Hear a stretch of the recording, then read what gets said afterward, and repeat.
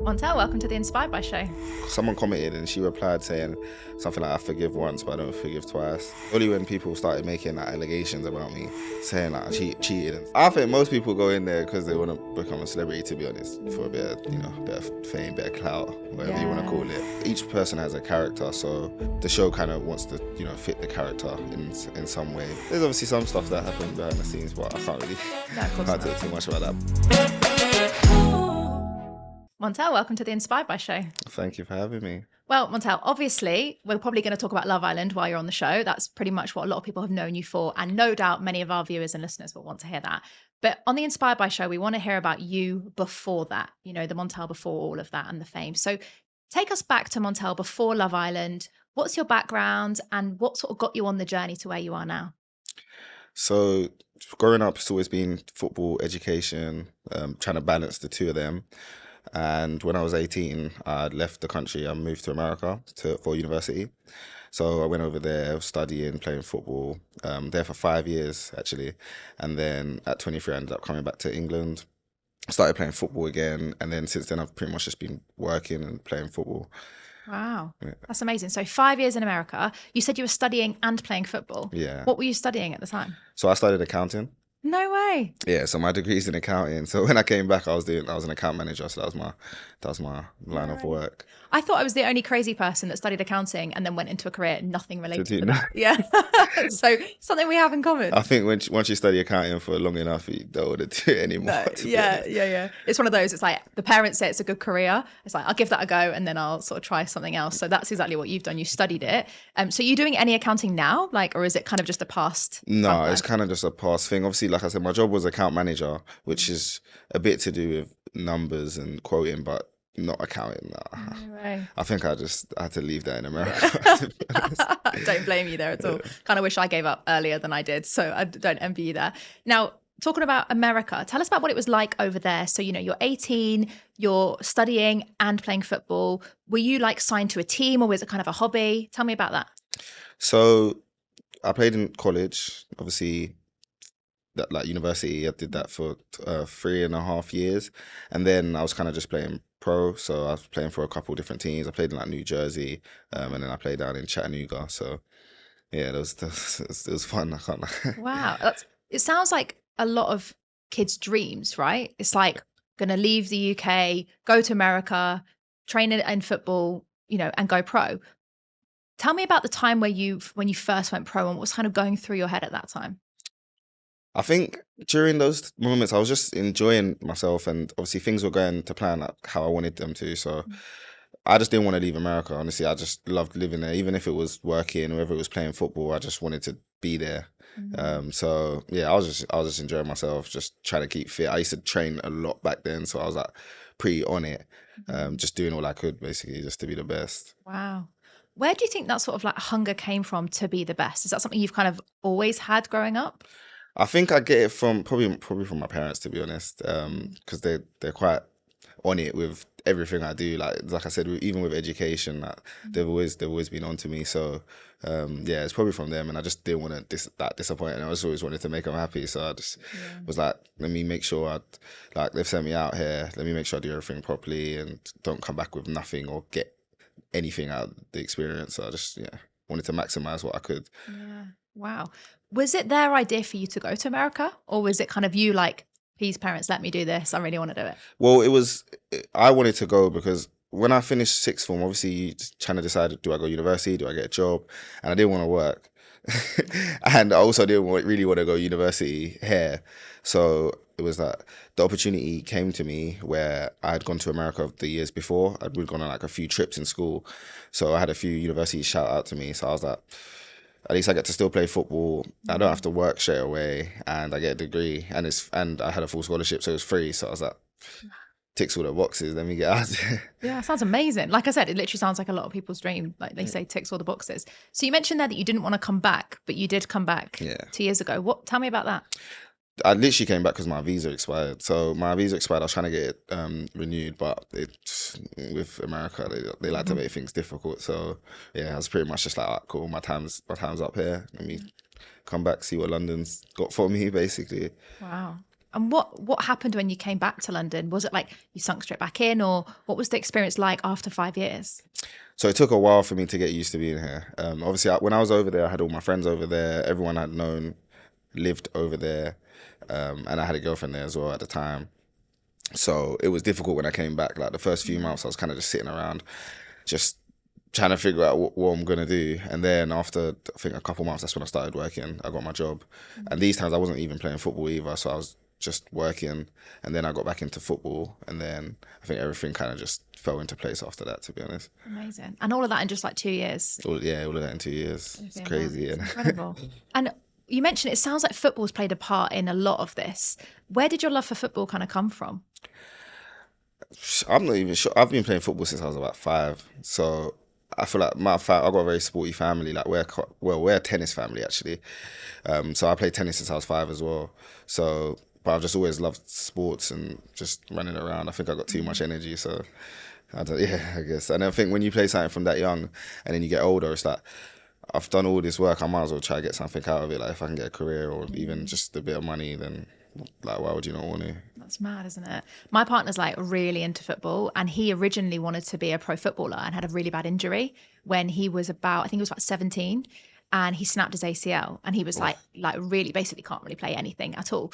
Have you ever had any serious injuries, or have you ever been sort of fearful of that? Because it seems like fitness is a huge part of your life. Yeah. I've had some bad. I done my Achilles. That was pretty bad. I was out for like I think like 5-6 months, and it was like during a period when I had an opportunity to like sign for a team. So yeah, that wasn't great. And then besides that, I've got all like different niggles and all the time. My mom says to me, "You always got something going on." I'm like, I'm working hard, so it's gonna happen. Of course it is. Yeah, I think sometimes you have to, don't you? If like you really want something, you've got to put it all in, right? Yeah. You've got to put all the effort in and so on. So you come back to the UK, you're then playing. When did you get back into football, and how did you sort of divert into like the pro and going into football again? So I think after about 4 or 5 months of me coming back, I was playing with my mates just like 5-a-side and stuff, and they kept saying, "Montel, like you need to start playing again. You start playing again." And I was like, I don't know if I want to, like. And then I think a coach DM'd me on Instagram, and he was like, "I'll come down." So I just ended up going there, and this was like lower league, and then I just ended up signing for them, and I was just kind of just playing there, picking up a like change, but just playing, enjoying myself. And then I think during my time that I was there for about a year, there was just other clubs coming in for me, like left, right, and centre. But I just kind of just stayed and just kept settled. And then in March this year, that's when Hemel came to me, and obviously they wanted me, and that's like high league. So I was like, okay, well, this one I ain't really gonna say no. Like, this is what I've been waiting for. So that's when I started again, basically playing like proper football. Yeah. And what was going through your head at that time where they approached you and made you this offer? But you're saying, most of them you're like, but this one you're like, I'm gonna give it a go. I was just thinking, I was glad that I started playing again, because I was like, there's no chance I'm really gonna get back into it. I'm not gonna, like, when you play in America, no one really knows who you are. Like, you don't have a record in England. So it's difficult because you're just like a new face on the scene. So then, when they shouted me, I was like, I guess it was worth it. And I was just thanking all my mates, because I literally would have stopped. But they was just like, Montel, like, you need to play. Like, you can make a career out of football. Like, you need to start playing again. So yeah, I was just happy. Obviously, and my family were happy as well. Yeah, no way. I think what I'm hearing, Montel, is that there's a lot of other people in your life that have like helped you and nudged you to like keep playing your best, keep doing. Like, I often find a lot of the guests on the show, I don't believe that anyone's like a self-made success. There's always other people sort of pushing them and recommending them and suggesting them. It sounds like that was similar to your sort of journey so far. Yeah, no, definitely. I got a lot of good people around me. Like I said, my family, my sister, my parents, and then my friends. I got good friends who always want to see you do the best, and if they can help you, they will. So, yeah, I'm very thankful for that. Because some people, I feel like they don't. If you don't have, people always say, if you don't have the right people around you, you're gonna struggle. So, yeah, I can only be thankful for the guys I got. That's so good. And I'm curious. So obviously, you're in your football career. You're back in London. Where did Love Island come from? Like, how did you, because to me, a footballer, Love Island, like there's no direct connection. Where did that sort of come from? I'll be asking myself where it came from. No, they DM me on Instagram, so they just hit me up, and I was like, I've seen it, and I've been asked to go on other shows before, and I've seen it. I was like, I was like, you know what? Let me just do it just for the sake of doing it. Like, I didn't really want to. I wasn't gonna go on it. There was no chance of me going on it. Like when I originally got the email, I was like, nah. But I was like, let me just do it. My friends have applied. I've had people apply. They didn't even go on. I was like, let me just do it just to see if I get on. Kind of like an ego thing. I was like, let's just see. So I started doing it, and then as I was getting closer and closer, I was like, like I might actually like get on this show. Like. And then I got towards the end, and I was like, well, I've done all of this now, and I was planning to leave to change companies at my job. So I was like, if I'm gonna leave my job anyway, I might as well just go in there and just to go on holiday while I'm just during the break. So I just ended up going on there.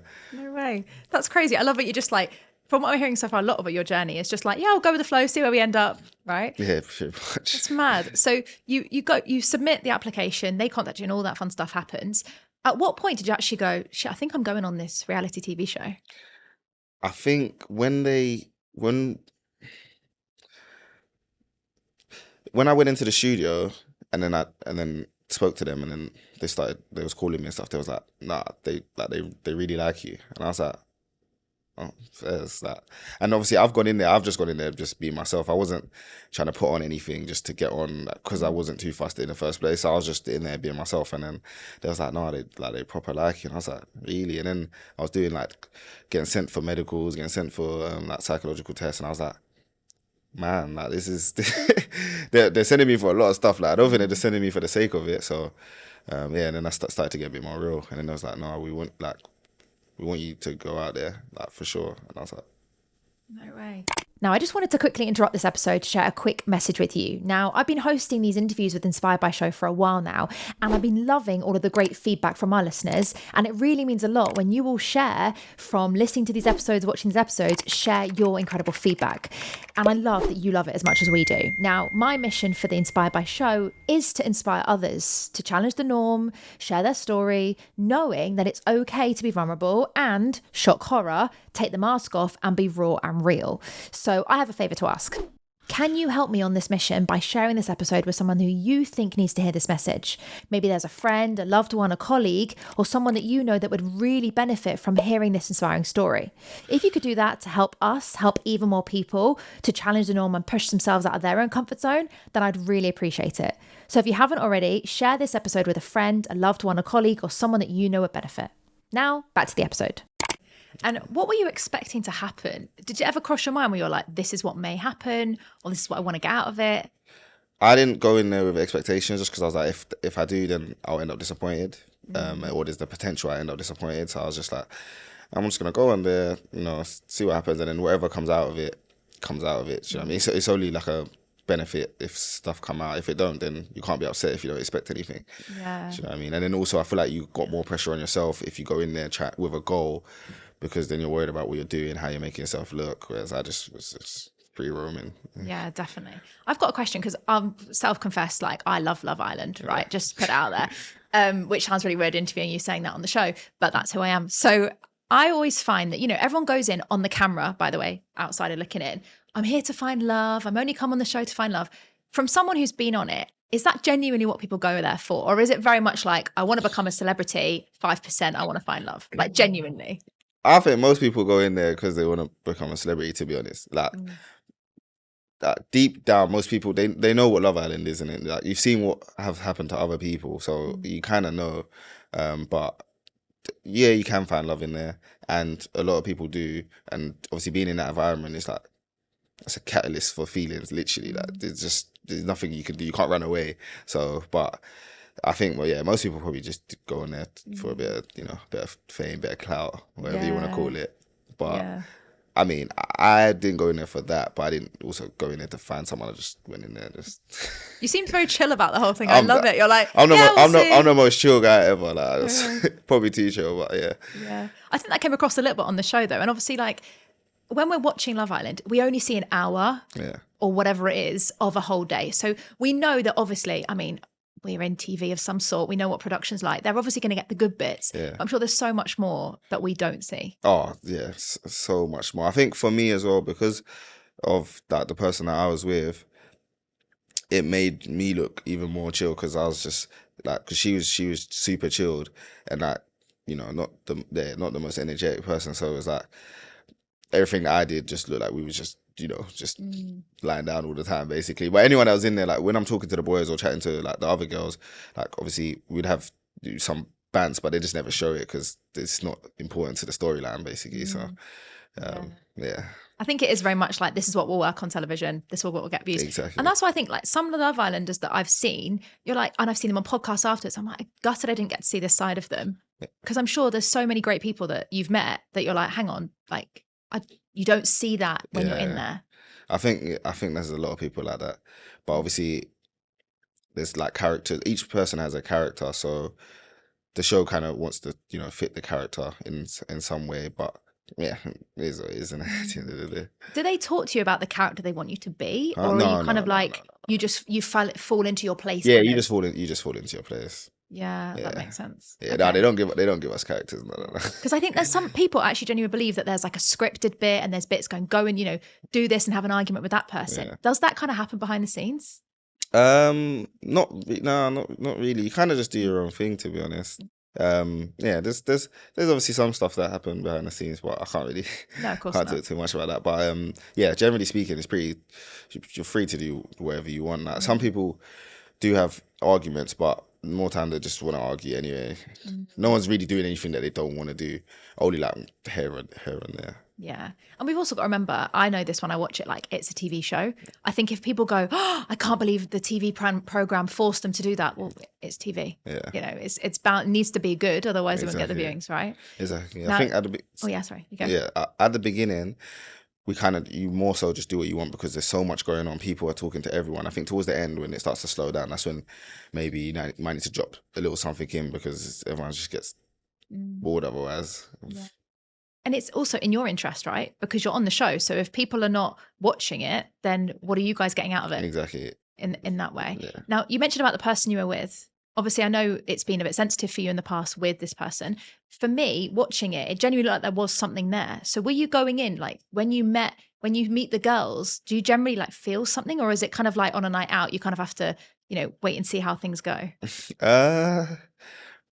I think for me, we got along well, but I got along with a lot of the girls in there. To be fair, like there was a few girls that I probably could have coupled up with, but yeah, once you go in, like obviously, like I said, you're in a closed environment. You're talking to them throughout the whole day. Like you guys don't see as much as what obviously happens, but you're talking to them for the whole day. It's easy to catch feelings, and I feel like me and like Leah got along pretty well when we was in there. So yeah, it wasn't too difficult to be honest. It did kind of look like from the outside that you kind of just both flowed into it as well. Like it didn't look forced or staged. Is that what it felt like from the inside? Yeah, no, it felt pretty natural. But like I said, I didn't have to pick her. I had the option, so obviously I wasn't gonna just picking her because she was the only option. Do you know what I mean? It's because obviously I wanted to chat to her. So how was that feeling? We'll talk about Leah after, but for you going into Love Island, how was that feeling? Like everyone's already in there, they're already pretty happy. And, what was that like for you? I think for some people it's worse, but for me it weren't too bad. Like I've come in, there was a few people that were giving me good energy, so it wasn't like I had to go and start competing with people too much. I was kind of just competing against myself over which one I wanted. So I wasn't really complaining. I think it could have been a lot more rough. Like I could have went in, everyone was coupled up, and now I have to try to win someone off of their man, but I didn't. Yeah, it was for me. It was alright. Yeah, for everyone, it's different. Exactly, everyone is different. Now, what happened with you and Leah in the show? And I know that obviously, pretty much, I think it was at the reunion. It was like no more. What happened? What was it like leaving the show with a couple and then going back into reality? Because you've obviously only been in your little bubble. Yeah, it's a strange feeling because you come out and basically you've got all the public like supporting your couple, and everyone's like so invested in what you're doing, and it's weird because like you feel like some people feel like you have to be with that person because you've got everyone saying, oh, we love you too, oh, like I want to see you two together more. Like even when we broke up, then everyone's like, oh, like get back together, please. I'm getting DMs. Like it's weird because normally obviously your relationship is between you and the person you're with, but when you're in there, it's like it's a public relationship. Everyone thinks they know what's best for your relationship. Obviously they don't. It's because they only see what they see on the TV, right? And it must be so weird because then you've got this breakup, which most people don't want to be speaking to anyone about breakups, but the whole public are invested in your relationship. How was it for you, sort of seeing all these comments and people being so invested and being like, actually, it's not happening anymore? Yeah, for the first couple of weeks, it was a bit difficult because it's just everyone's just asking questions and like people are sending me stuff and this that. But I think after like a few weeks, I kind of just I've managed to get over it. But it's like when you meet people in public, even they'll say to you, "Oh, like what's that? What happened with?" Like, I don't even know this person. I don't even know who you are, and you're asking me what's happening in my relationship. It's weird. But yeah, I mean, obviously things take time. Like first, like I said, the first couple of weeks were a bit, but then after that, I just kind of had to, you have to move on. This life, and Yeah, of course it is. But the hardest part though is that you've both obviously got your own social platforms then. So obviously she could go off and say what she wanted and you could say what you wanted. Yeah. Were you ever tempted to sort of like say, this is what really happened, because obviously everyone else has bought into her story. She's sharing hers. Yeah. So I'm a person. I don't like to like throw anyone under the bus. I'm not that type of guy. So I just kind of just kept quiet like throughout the whole thing. Even like at the reunion, I didn't really say too much. I was just like, let her speak and say what she needs to speak. But it was only when people started making like allegations about me, saying like I cheated and stuff like that. That's the only time I was like, cool. Well, I'm gonna make sure that people know that like I didn't do that. Like that's not what the situation was. Like I will defend my name, but I'm not gonna like try to get onto anyone else or throw them under the bus. Yeah, I think that's respectful though, because you have got a platform there that you could if you wanted to, right? It's like with great power comes great responsibility and all that sort of shit. So in terms of what did happen with you guys, when you did then suddenly separate, what happened? Like what you mentioned, obviously there were allegations of cheating, but you said that wasn't the case. Yeah. So what? Yeah.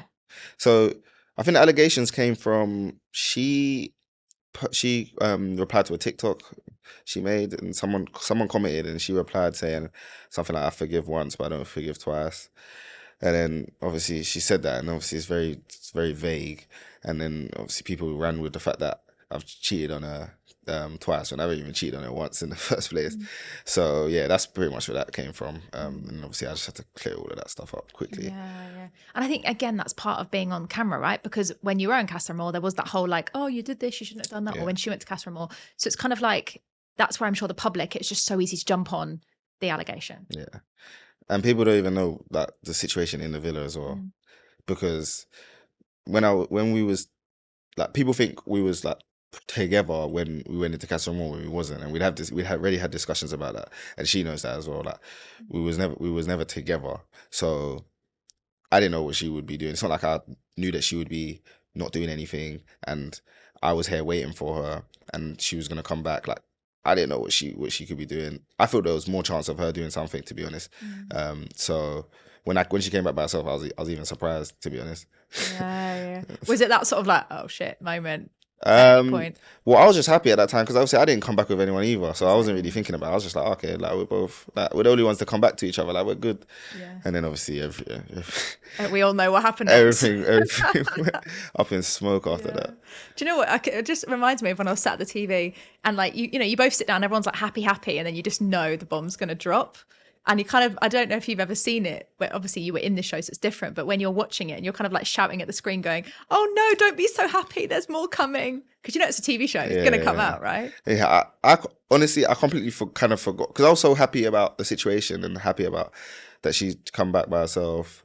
I wasn't even prepared for what was about to happen. I was just like, this is good, like we're good right now. And then obviously Maya started asking questions as she does. And I was looking at Maya like, please, not right now. Let me just be happy for like a few more minutes. But yeah. That's what it is. And then it all starts coming out. And then what about when Tink started speaking up about it?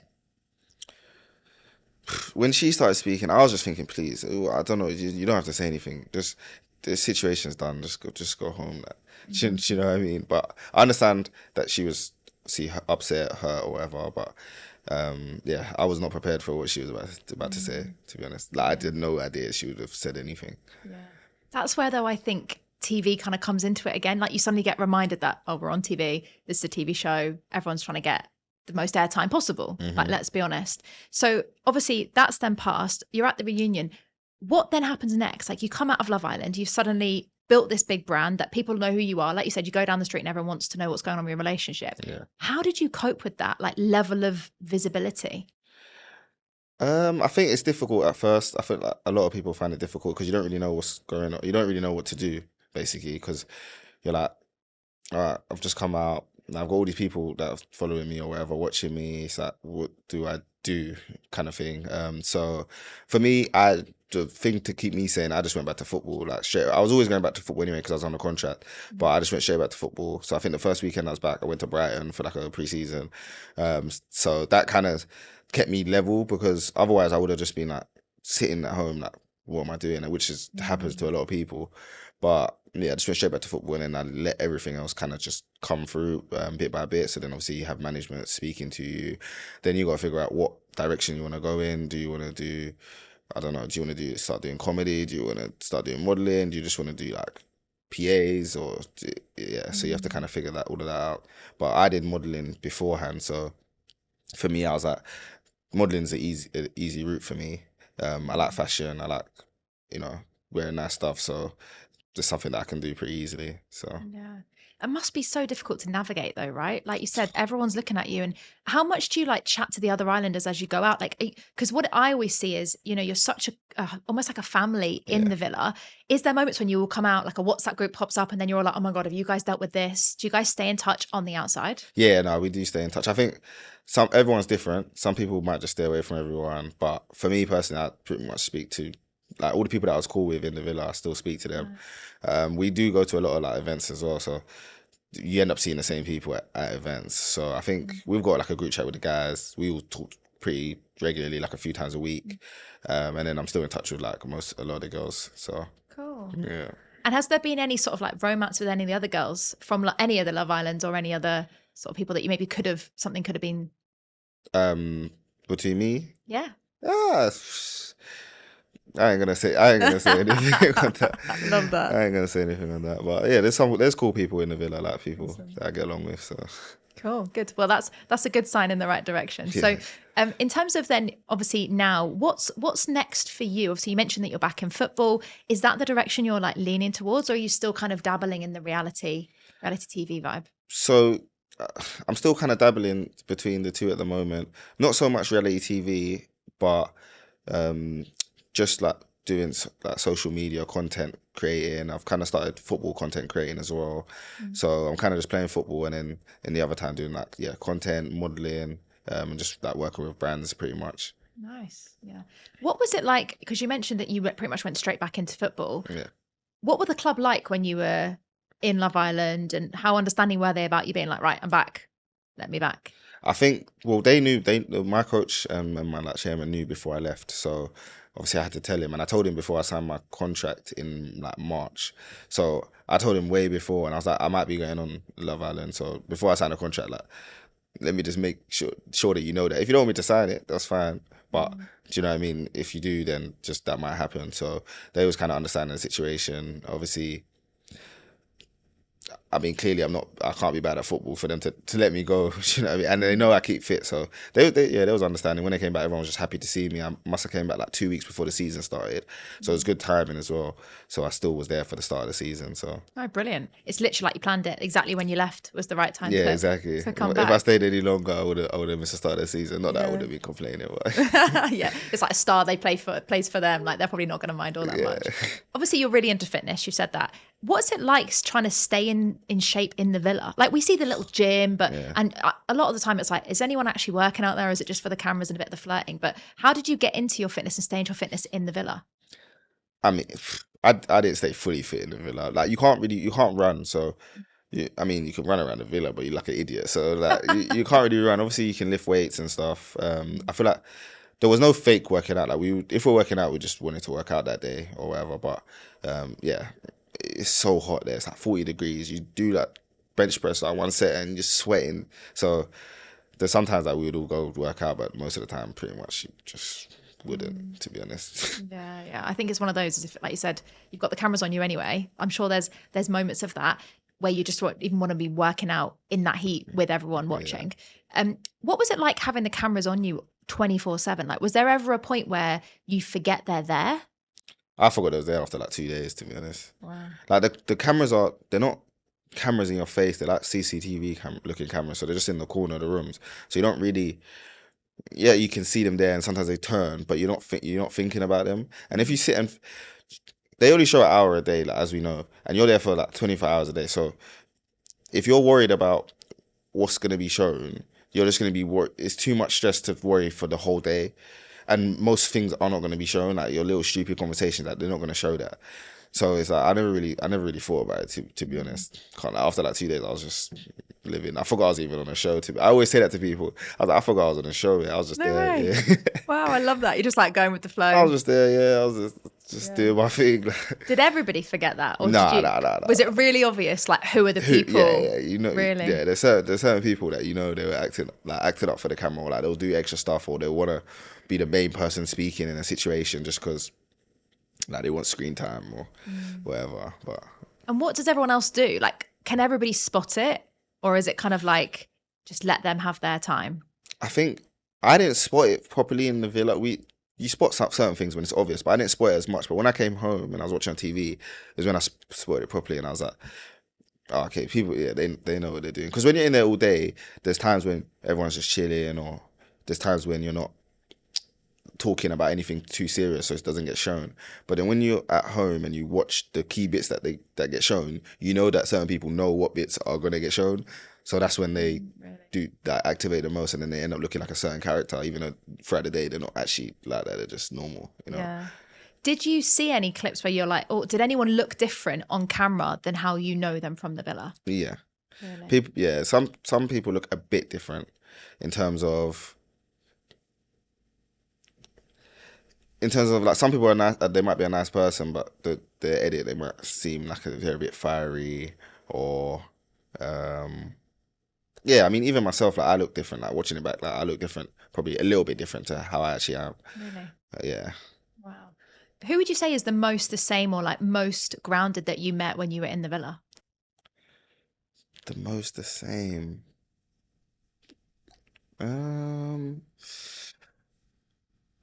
I think Zach's the same.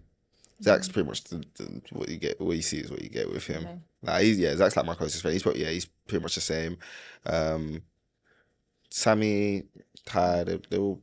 To be honest, most people are the same, but they just exaggerated. They might have just exaggerated in certain situations. You know what I mean? But they are pretty much the same as what you see on TV. Awesome. Out of the girls that you met in the villa when you were there, who would you say is like the most real on camera and off camera? Between Whitney's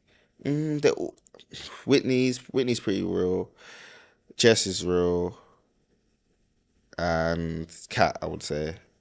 But even Ella, like, all the girl, all four of those girls, to be fair, they're all pretty real. Like, I think they just are what they are, and they just talk how they talk. So don't really hold too much back.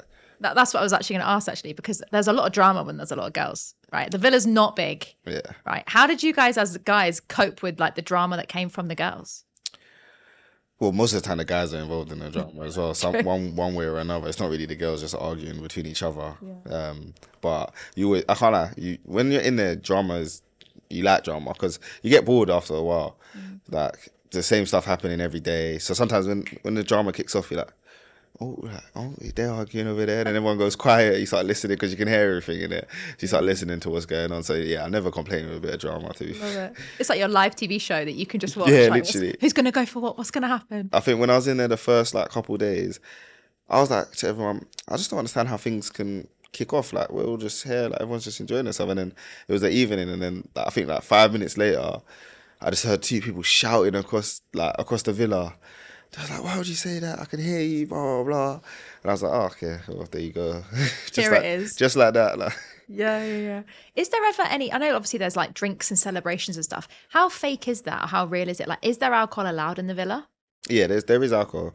But this year we was only allowed like one glass for the night. So, I mean, what one glass of red wine does to you, I don't know, personally. Yeah. It would have been nice to have 2, maybe 5.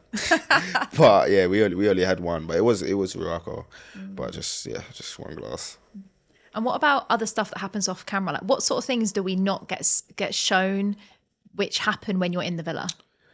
Um, I think the main thing you don't get shown is just the bants that happens in the like everyone just taking a piss at each other because that's what most of the day consists of. Because there's not really much else to talk about. We don't really know what's going on in the news, so we just everyone just be battering like just taking just laughing and just so much jokes. But on the TV, it just looks like everything's just serious, but it's not like that at all. Yeah. And that's why people think it's not enjoyable or it might be tough, but it is enjoyable because you're just laughing the whole day. Like we always used to say, like I haven't laughed like this since it was in school because you just like everything's there's nothing else to do.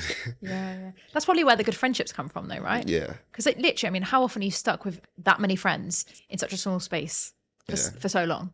yeah, exactly. And I think another thing that you don't see that much is like in the kitchen, like how much stuff happened in the kitchen.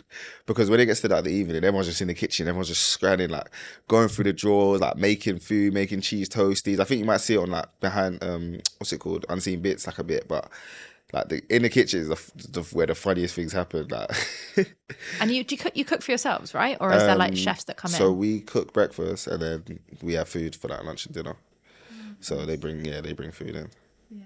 Oh, cool. And obviously, being in a reality TV show is quite different for many people when they leave. Yeah, What was it like for your friends and your family? Because I'm pretty sure, I think they stop anyone being on their social media channels, yeah, right? basically. For obviously for reasons we know.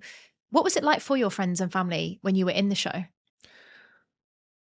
I mean, best of asking them to be honest, but I think they was alright. When I came out, they was just like you haven't done anything bad like to embarrass yourself or like to make yourself look like a terrible character. So they was just happy for me. I think my sister was probably the hardest for because if she saw a message like she'll take it personal because like I'm a like younger brother, so she'll like want to reply or want to do whatever. But I was just like, someone just chill. Like it's not that deep. It's fine. I don't care. So just ignore it. Yeah. Was she like the big sister when like things were kicking off with like Tink and Leah and stuff in the show? Was she like, rah, like trying to protect you? I think that's how she would have been. Yeah, love that. How did she react to the whole like reunion, you and Leah splitting and all the drama that came from that? um, my sister was pretty fuming to be honest. She was like, yeah, she did not like it at all. Like she was telling me what to do. Like a lot of people they were telling me what to do, but like for me it's a bit more difficult because I got to be careful how I approach situations, and I don't want to make myself look like either a bad person or someone I'm not. So you got to be a bit more careful, and you can't just. It's not like a normal relationship where you can just say like go away or you can just be rude. So Yeah, exactly. What's it been like for you since the villa then? Like being a reality TV star and, asking people lots of questions. Like you said, like we spoke off camera before about being asked questions on camera and you're like, I've got to think about what I say here because yeah. I'm representing. How has it been for you, like that transition? I think now it's all right. To be honest, I just like I said, I'm back to me. I think everyone kind of knows who I am and how I am now. So it's not a matter of trying to act up and keep up with a character. Like I am me, and people like that or they don't. I think most people do. So, but yeah, it's been pretty steady. I feel like the Love Island stuff has kind of gone away anyway. So now it's just down to what you're doing. People are talking to you about what you're doing now. It's not really Love Island talk, so to speak.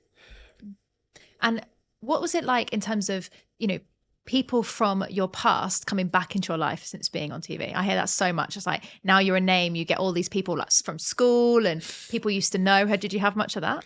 Um, I did, but I've kept in touch with most of my friends anyway, and I know a lot of people. So yeah, people want to have like extended conversations, which is the only annoying thing. Like everyone wants to ask, like, oh, like how are you? But I'm like, if I get asked how am I, like 20 times a day, like I do not want to be having that conversation. To be honest, like unless there's a purpose. Like I get that you care, but like, I don't really. You know what I mean, there's not enough time in the day to be having all this small talk. But I haven't really had too many people that come out the woodworks. To be honest, I think it's just people I know, people that are just interested in like what happened, etc. But yeah, for the most part, I've been alright with that. Yeah. I think also it's one of those like I'm a massive believer and when they message you like, hey, how are you doing? It's like glad you care, but like, what's the point? Like get to the point and then Yeah, I can help you with whatever it is. Like exactly. neither Yeah, of us have time for this shit, sort of back and literally. forth. Yeah, Yeah. exactly. And one of the things I want to talk about with Love Island is less of your experience in Love Island, but just generally as a whole. I see a lot of people that go into Love Island looking very different and coming out and, really caring about their appearance. You said you were modeling before. What's your sort of perspective been with people that have like this self-image and such a strong awareness on the way they look?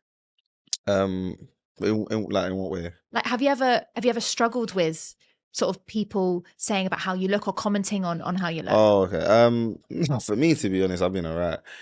Uh, I don't know what that is. Maybe because people don't think I'm, ugly or whatever. But I know that some people have got comments about certain things or like insecurities, but I don't really have too many insecurities. And if someone says something about me, I really couldn't give a shit because like, I am me at the end of the day.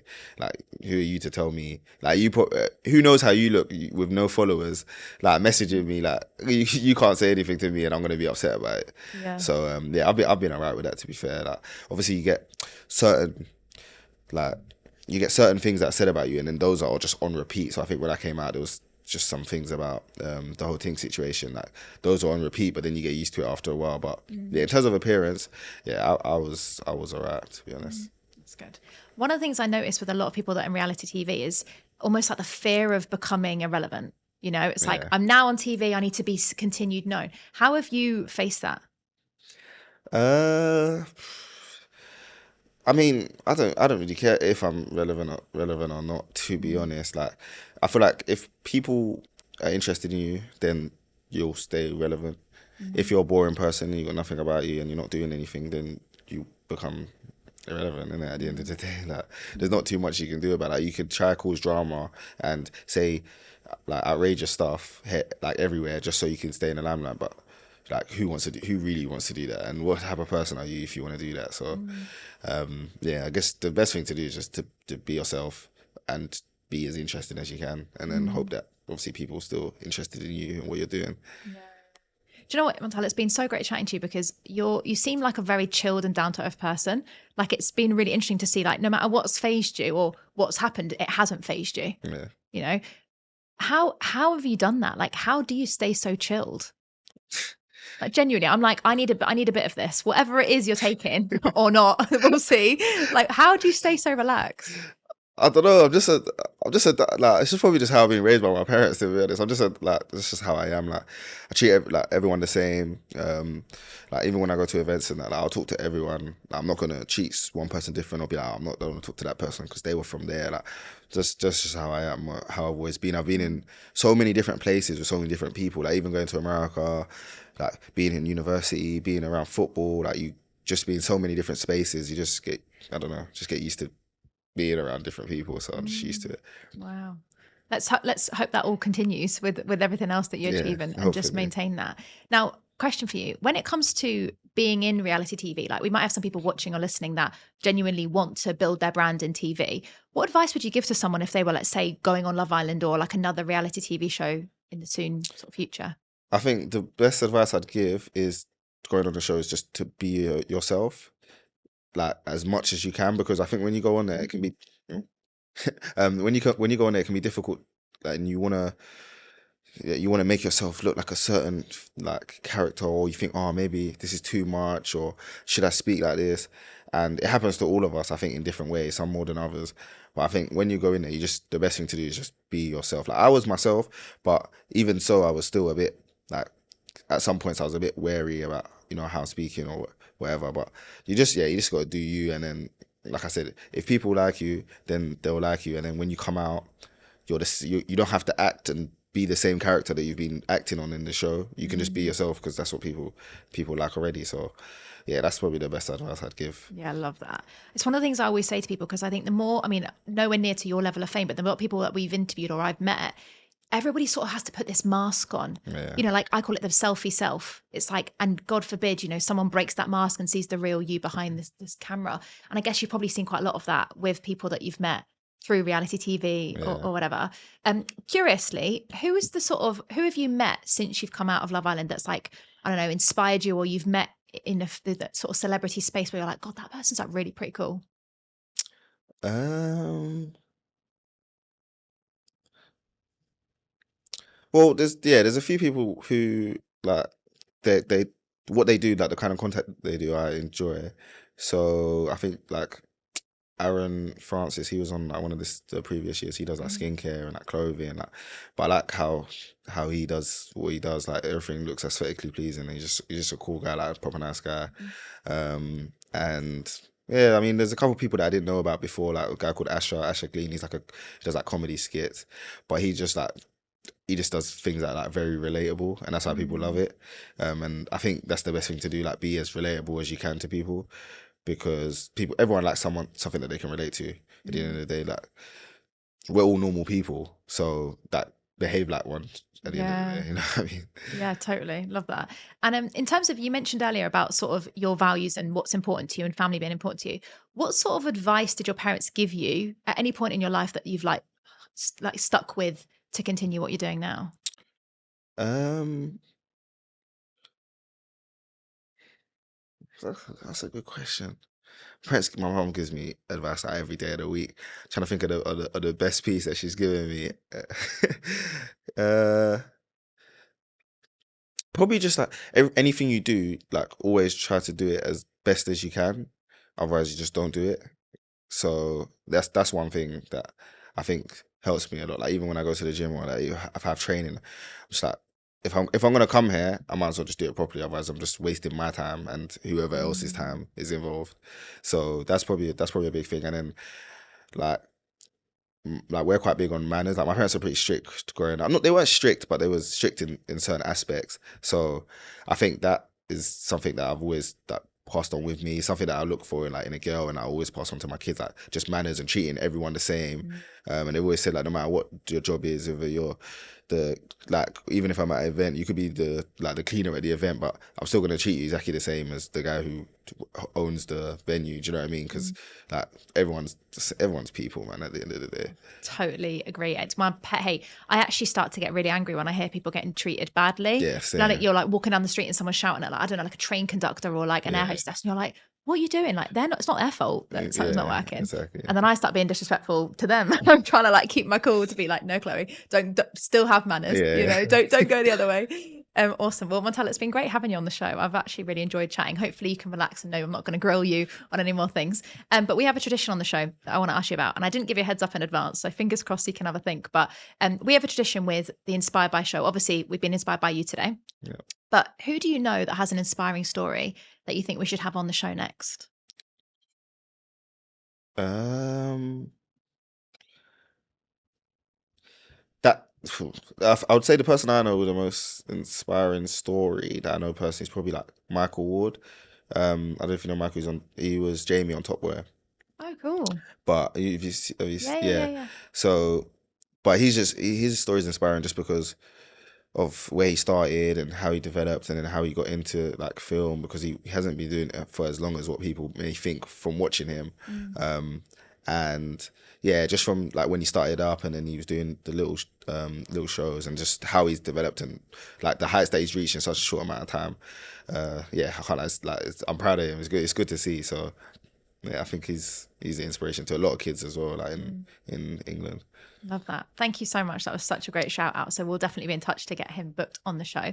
So thank you for coming here, Montel. No, It's been of great having course. you. Honestly, it's been great chatting to you. Good. Thank you so much. Well, guys, what an episode. Our very first Love Island on the show. I tried really hard not to make it only Love Island specific for every single one of you who was like, I don't really watch that show.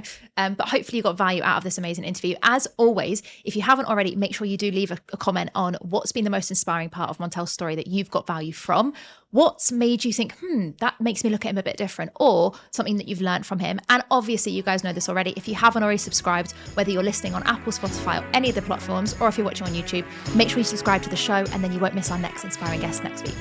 See you then.